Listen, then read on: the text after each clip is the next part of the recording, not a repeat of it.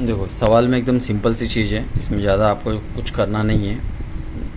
ये जो आयकर वाला सवाल है इसमें आर्थिक नियोजन वाले में सिर्फ याद रखो कि जो भी रुपया दिया गया है, सबसे पहले उस सवाल में, जैसे कि अभी सवाल में जो दिया हुआ है 18,30,000 रुपये, ठीक।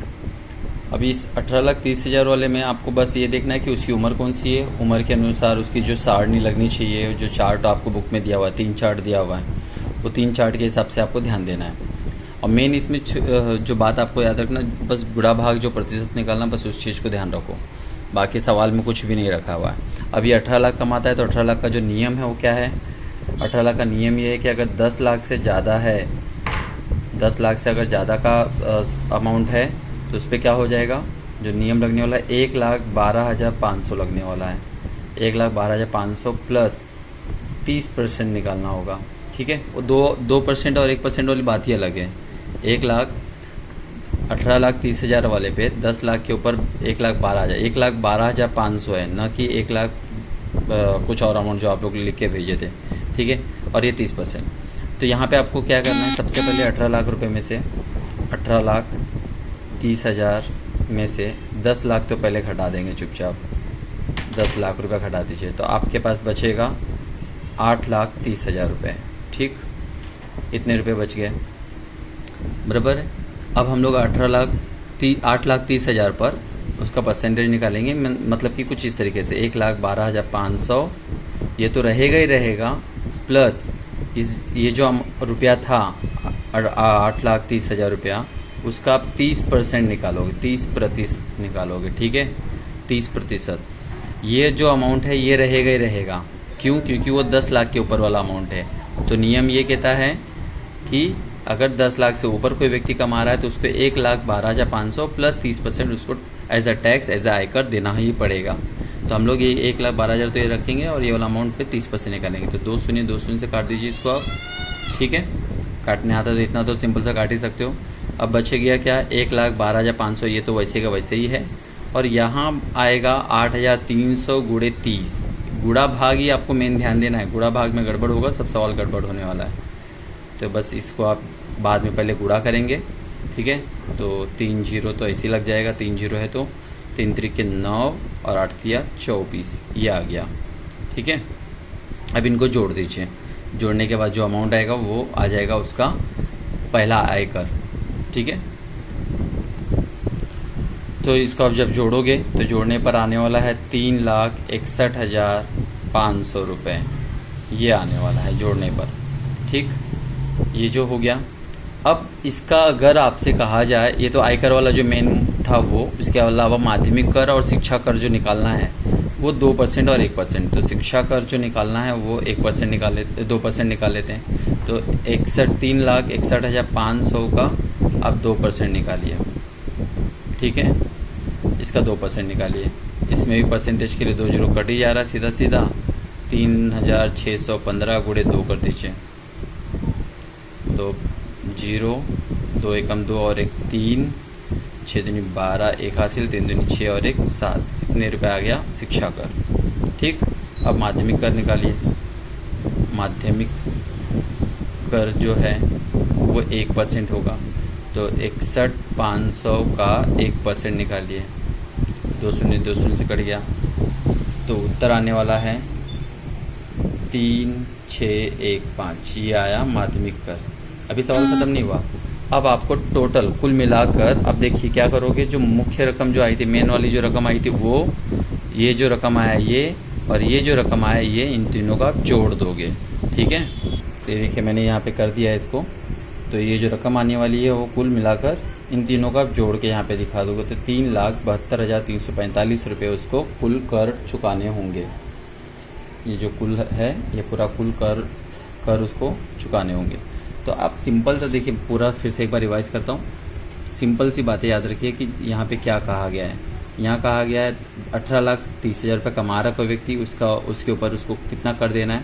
तो 10 लाख, नियम ये था कि 10 लाख को छोड़कर 10 लाख से ऊपर की रकम पर, ये जो इस तरह का नियम है, आप चार्ट में देखोगे तो आपको पता चल जाएगा, ये नियम दिया हुआ है, ठीक है। तो मैंने क्या किया, 18 लाख में से 10 लाख हटा दिया, 8,30,000 बचा।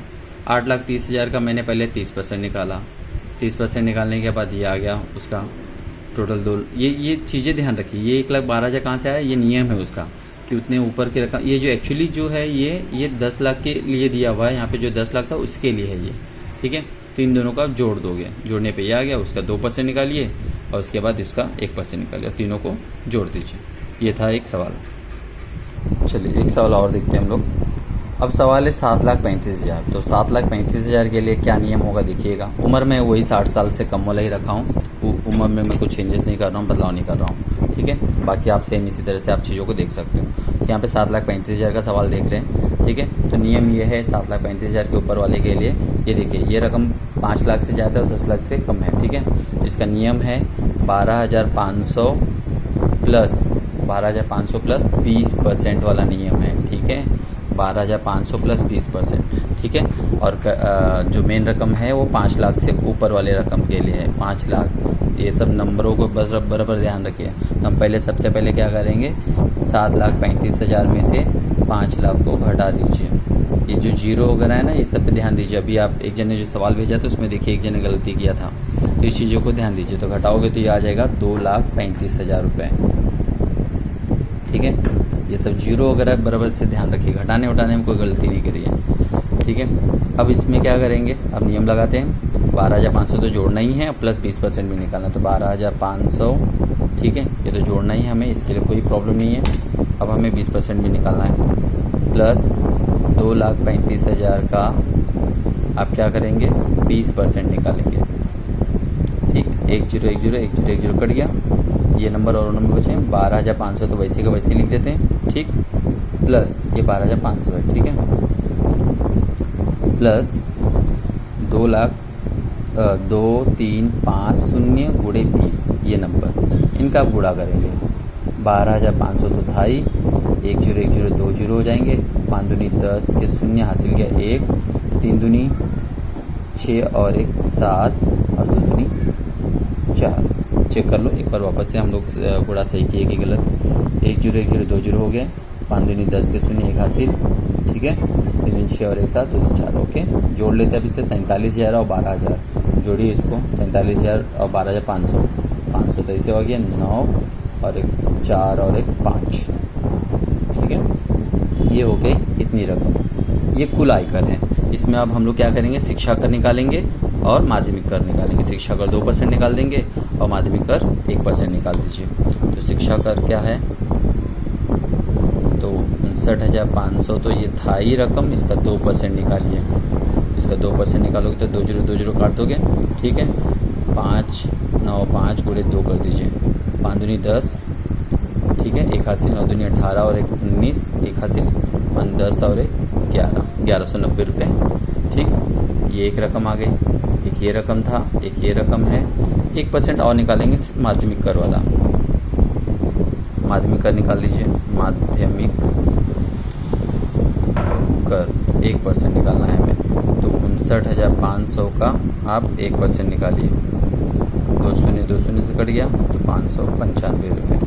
बस अब क्या करोगे, फाइनली तीसरा डब्बा भी आ गया। अब क्या करेंगे, कुल आयकर कितना होगा, आयकर बराबर 59,500 जोड़िए, 11,090 जोड़िए, प्लस 595 जोड़िए, तीनों को जोड़ दीजिए और इसका फाइनल टोटल आ जाएगा। ये आप मुझे कमेंट करके बता दोगे कि आपको ये कितना मिला, ठीक है।